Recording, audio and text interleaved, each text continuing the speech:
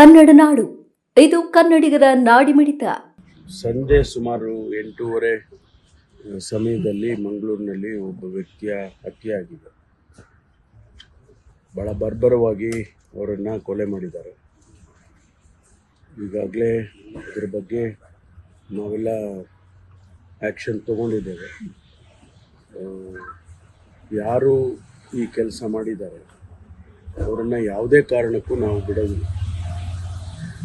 ಮಂಗಳೂರು ಒಂದು ರೀತಿಯಲ್ಲಿ ಶಾಂತಿಗೆ ಬರ್ತಾ ಇತ್ತು. ಕಳೆದ 4-5 ದಿವಸದಿಂದ ಆಗಿದ್ದಂಥ ಘಟನೆ ಮತ್ತು ಇವತ್ತು ನಿನ್ನೆ ಆಗಿರುವ ಒಂದು ಘಟನೆ ಇಡೀ ದಕ್ಷಿಣ ಕನ್ನಡ ಜಿಲ್ಲೆಯನ್ನೇ ಒಂದು ರೀತಿಯಲ್ಲಿ ಬೆಚ್ಚಿ ಬೀಳಿಸಿದೆ.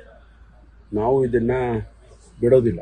ಯಾವುದೇ ಕಾರಣಕ್ಕೂ ಕೂಡ ಅವ್ರು ಯಾರು ಮಾಡಿದ್ದಾರೆ ಅವರನ್ನು ಈಗಾಗಲೇ 4 ತಂಡಗಳನ್ನು ರಚನೆ ಮಾಡಿ ಕಳಿಸಿದ್ದೇವೆ. ಅವ್ರನ್ನ ಸೆಕ್ಯೂರ್ ಮಾಡ್ತೇವೆ.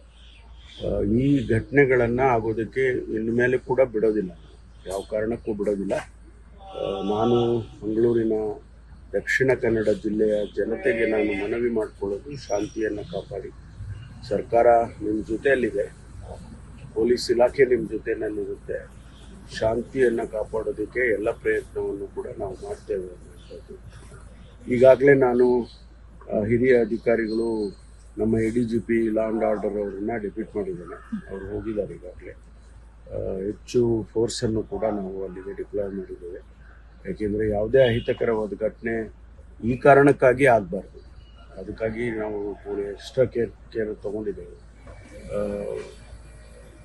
ವರದಿಯನ್ನು ಕೇಳಿದ್ದೇನೆ, ಸಂಪೂರ್ಣ ವರದಿಯನ್ನು ಕೂಡ ಕೇಳಿದ್ದೇನೆ. ಇನ್ವೆಸ್ಟಿಗೇಷನ್ನು ಪ್ರಾರಂಭ ಮಾಡಿದ್ದಾರೆ ಈಗಾಗಲೇ. ಯಾವ ಕಾರಣಕ್ಕೂ ಕೂಡ ಅವರು ಯಾರು ಕೊಲೆ ಮಾಡಿದ್ದಾರೆ ಅವ್ರನ್ನ ನಾವು ಬಿಡೋದಿಲ್ಲ.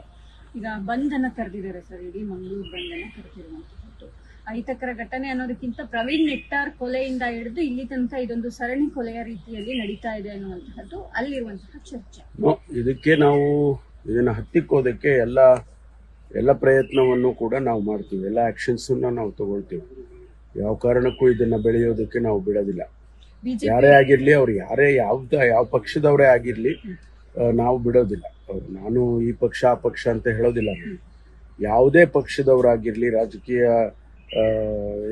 ರಾಜಕೀಯದವರಾಗಿರಲಿ ಅಥವಾ ಬೇರೆ ಇನ್ಯಾರೇ ಆಗಿರಲಿ, ನಾವು ಈ ಶಾಂತಿಯನ್ನು ಕಾಪಾಡೋದಕ್ಕೆ ಎಲ್ಲ ಪ್ರಯತ್ನ ಮಾಡ್ತೀವಿ. ನಾವು ಅವರನ್ನ ಬಿಡೋದಿಲ್ಲ. ಬಿಜೆಪಿ ಹೇಳ್ತಿದೆ ಕಾನೂನು ಸುವ್ಯವಸ್ಥೆ ಕೆಟ್ಟಿದೆ. 22 ತಿಂಗಳಿಂದ ಮತಾಂಧ ಜಿಹಾದಿಗಳು ಈ ರೀತಿಯಾಗಿ ರಾಜ್ಯದಲ್ಲಿ ಕೆಲಸ ಮಾಡ್ತಿದ್ದಾರೆ. ಇದಕ್ಕೆ ಸಿದ್ದರಾಮಯ್ಯ ಅವರ ಸರ್ಕಾರವೇ ಕಾರಣ, ಅವರ ಓಲೈಕೆಯಿಂದಲೇ ಹಿಂಗಾಗ್ತಿದೆ ಅನ್ನುವಂಥದ್ದು ಅಶೋಕ್. ನಾವು ಯಾರು ಕೂಡ ಕೊಲೆ ಆಗಬೇಕು ಅಂತ ಬಯಸೋದಿಲ್ಲ.